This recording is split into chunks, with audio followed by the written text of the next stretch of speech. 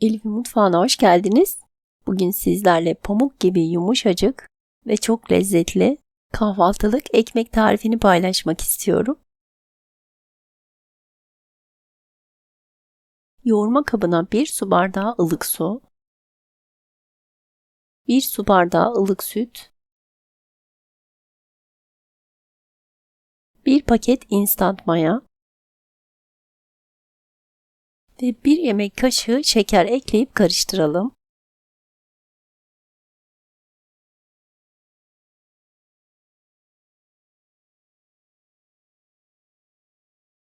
Daha sonra üzerine 1 çay bardağı sıvı yağ,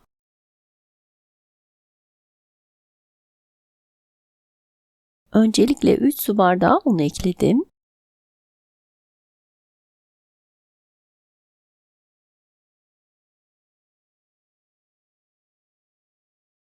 Üzerine 1 tatlı kaşığı kadar tuz ekleyip ununu azar azar ilave ederek karıştıralım.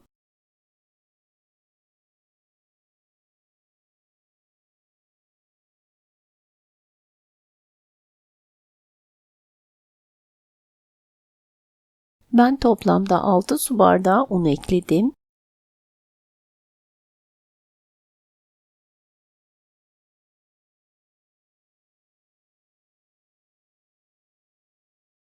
Hamur toparlanmaya başladıktan sonra spatulayı içinden alıp elimizle güzelce yoğuralım.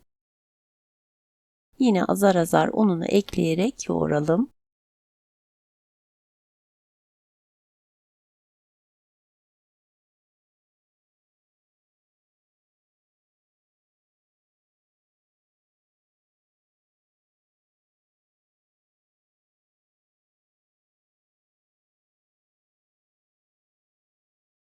Videoda da gördüğünüz gibi hafif ele yapışan yumuşak kıvamlı bir hamur olmalı.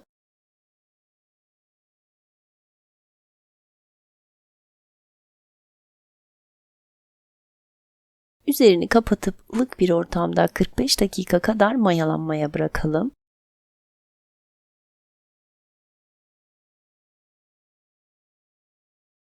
Gördüğünüz gibi hamurumuz gayet güzel mayalanmış. Tezgahın üzerine biraz un serperek hamuru üzerine alalım.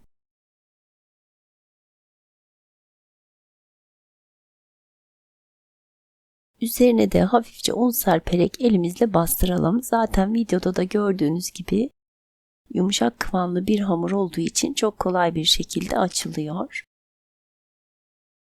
Biraz elimizle bastırarak, biraz merdane ile tepsimizin büyüklüğü kadar açalım.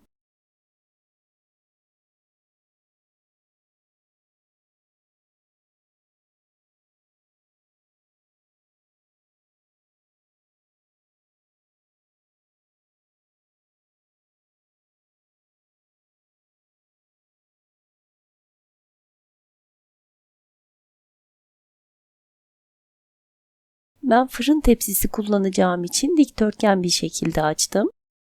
Sizler isterseniz yuvarlak tepside kullanabilirsiniz.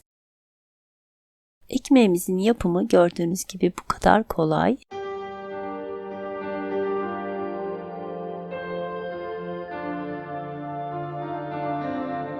Tepsiyi yerleştirdikten sonra üzerini kapatıp ılık bir ortamda yaklaşık yarım saat kadar tepsi mayası için bekletelim.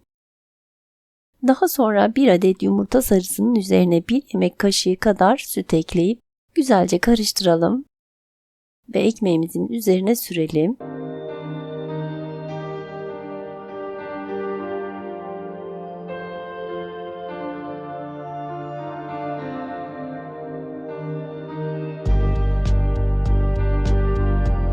Videoda gördüğünüz gibi bir bardakla yavaş bir şekilde hamurun mayasını almadan hafifçe şekiller yapalım.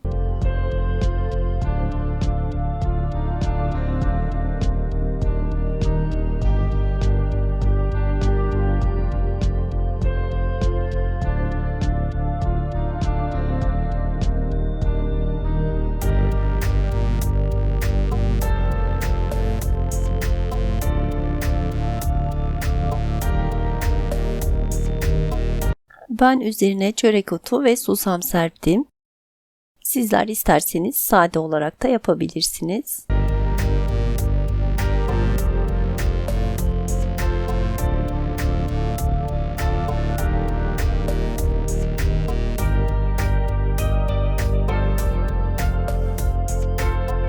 ...175-180 derecelik ısınmış fırında üzeri kızarana kadar pişmeye bırakalım. Benim fırınımda 20 dakikada pişti. Ekmeğimizi fırından alalım.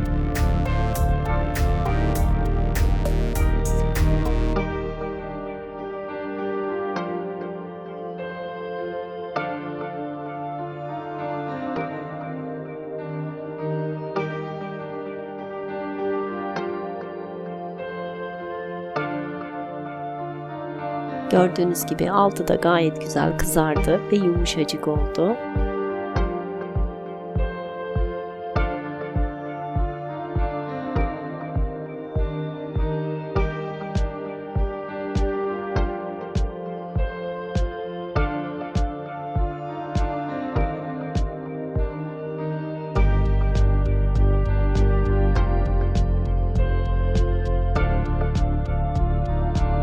Bu harika ekmeği Ramazan'da pastane pidesi olarak da yapabilirsiniz. Gerçekten çok lezzetli oldu.